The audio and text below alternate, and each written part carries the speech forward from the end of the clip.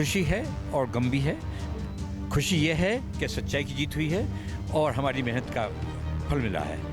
गम इसलिए है कि नेचुरल लॉस हुआ है।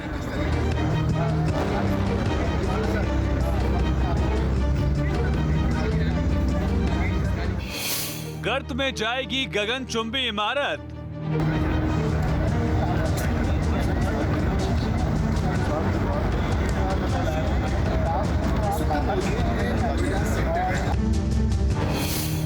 सेकंड में टावर होगा धड़ाम।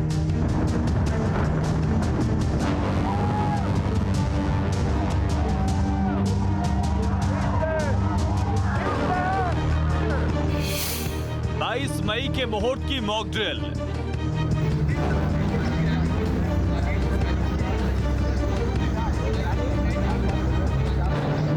तस्वीरों के माध्यम से दिखा रहे हैं दोनों टावर्स में से पहला जो टावर है, इसी टावर के 13वें फ्लोर पर इस ब्लास्ट को किया गया है। बेसमेंट के अंदर ब्लास्ट किया गया है और जो बाहर से दिखने वाली सतह है उसको छोड़कर अंदर की साइड में विस्फोटक लगाए गए थे। और धमाका ट्रेलर 42 दिन बाद पिक्चर।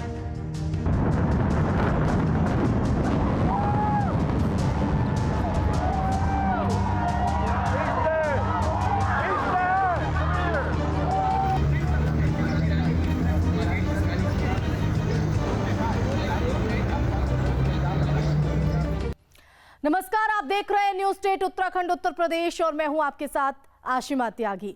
भ्रष्टाचार का सबसे बड़ा टावर गर्त में गिरने वाला है और उसका ट्रायल भी हो चुका है। जी हां, हम बात कर रहे हैं हाईटेक सिटी नोएडा में बने ट्विन टावर की। 42 दिन बाद 40 मंजिला ट्विन टावर जमींदोज हो जाएगी और 3 सेकंड में सुपरटेक ट्विन टावर ढहाने का टेस्ट ब्लास्ट पूरा हुआ और अब 22 मई को 9 सेकंड में मिट्टी में मिल जाएगी ये इमारत।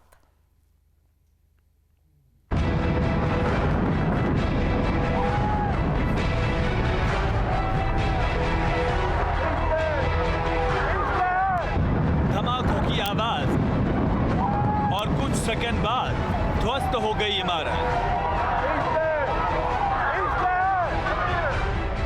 नोएडा में सुपरटेक के ट्विन टावर का अंजाम कुछ ऐसा ही होगा।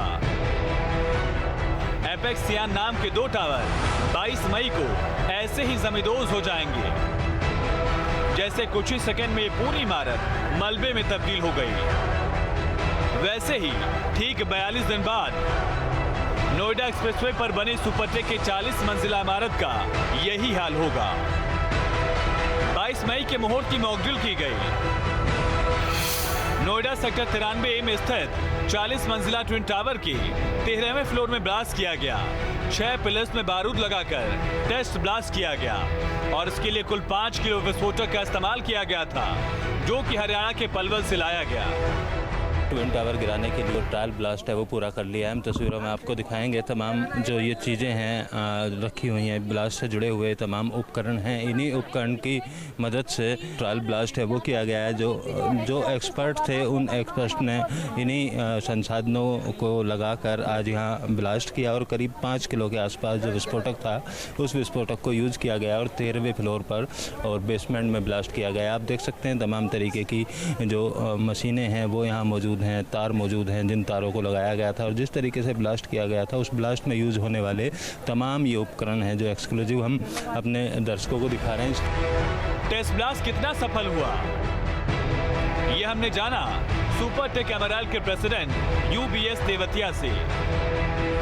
इस ब्लास्ट से मुझे और हमारे रेजिडेंट्स को बहुत कॉन्फिडेंस बढ़ा है और ख़ास तौर से जो 3 टावर में जो बिल्कुल नज़दीक हैं उनके रेजिडेंट्स को कॉन्फिडेंस बहुत बढ़ेगा, क्योंकि वो नेचुरली 22 तारीख के लिए जो बड़ा ब्लास्ट होगा उसके लिए वो डरे हुए हैं। लेकिन ऐसा कुछ नहीं है, वो जानते हैं कि ये एजेंसी है बहुत अच्छी काम कर रही है और सेफ्टी के हिसाब से वो सभी सेफ होगा। अभी इससे और ज़्यादा कॉन्फिडेंस बढ़ेगा।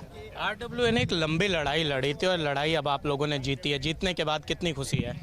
जैसे मैंने पहले ही बताया है, इतनी बड़ी खुशी है कि हम इसका वर्णन नहीं कर सकते, लेकिन गम भी है कि इतना बड़ा लॉस, नेशनल लॉस हुआ है।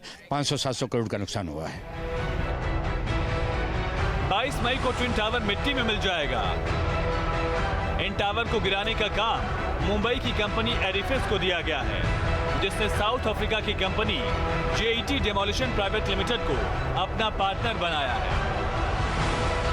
As per our technical guys, the blast was very successful. जो हमने इंटेंशन से आज ये ट्रायल ब्लास्ट किया था वो on the face first round पे जो उन लोग ने घूम के देख लिया तो उनको लग रहा है कि जो रिजल्ट्स हमको अभी ऑन पेपर लाने हैं वो परफेक्टली आ जाएंगे। अभी तो खाली एक फर्स्ट राउंड लेके निकल गए हम लोग, they are now back to the job. अभी वो लोग एक एक पूरा जो हमने क्वाड्रेंट किया हुआ था वो सब खोल रहे हैं, एक एक कॉलम को एनालाइज करेंगे, क्या फटा है क्यों नहीं फटा है, अगर नहीं हुआ है क्या क्या हुआ है वो अभी नेक्स्ट 2-3 दिन में एनालिसिस होगा, फिजिकल एनालिसिस, फोटोग्राफी वो लोग करेंगे, फिर वो लोग वापस जाएंगे और फिर फाइनल कितने होल्स कितना एक्सप्लोजिव वो सब समझो नेक्स्ट 15 दिन में ये सब डिटेल्स हमारे पास आ जाएगी और वो हिसाब से फिर हम काम करना शुरू करेंगे। भारत में पहली बार इतनी ऊंची बिल्डिंग का डेमोलिशन होगा, ऐसे में सुरक्षा सबसे पहली प्राथमिकता है। ट्विन टावर के आसपास रहने वाले लोगों में एक डर सा है, लेकिन उन्हें भरोसा भी है। सुपरटेक ट्विन टावर ध्वस्तीकरण के बाद अनुमानित 1.5 लाख मेट्रिक टन मलबा निकलने की संभावना है। इस मलबे के निस्तारण के लिए अलग से CND प्लांट लगाया जाएगा और 22 मई को जो पूरी बिल्डिंगों को ध्वस्त किया जाएगा उसको लेकर जानने की कोशिश की गई है कि आखिर कितना विस्फोटक लगाया जाएगा इन दोनों टावर्स को ध्वस्त करने को लेकर। आप तस्वीरों में देख सकते हैं जो साउथ अफ्रीका के जो इंजीनियर हैं उन इंजीनियर की भी हम तस्वीरें आपको दिखा देते हैं। ये 10 के आसपास साउथ अफ्रीका के इंजीनियर हैं जिनकी निगरानी में पिछले करीब 2 महीने से यहाँ इन बिल्डिंगों को तोड़ने का काम किया जा रहा है। वीडियो जर्नलिस्ट सुमित कुमार के साथ अमित चौधरी, न्यूज स्टेट, नोएडा। और अब आपको बताते हैं कि आखिर इस गगनचुंबी इमारत को क्यों ध्वस्त किया जा रहा है और उसके पीछे का सच आखिर क्या है। क्यों साल 2006 में शुरू हुई इस इमारत में भ्रष्टाचार के पिलर्स लगे थे और कौन थे इसके लिए जिम्मेदार और किसने इस अवैध निर्माण से सैकड़ों परिवार के सपनों को रौंद डाला।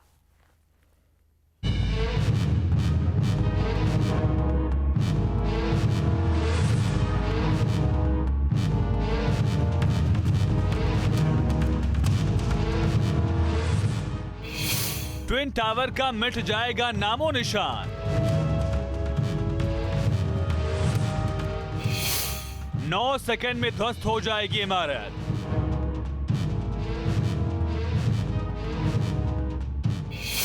आखिर क्यों गिराया जा रहा है ट्विन टावर?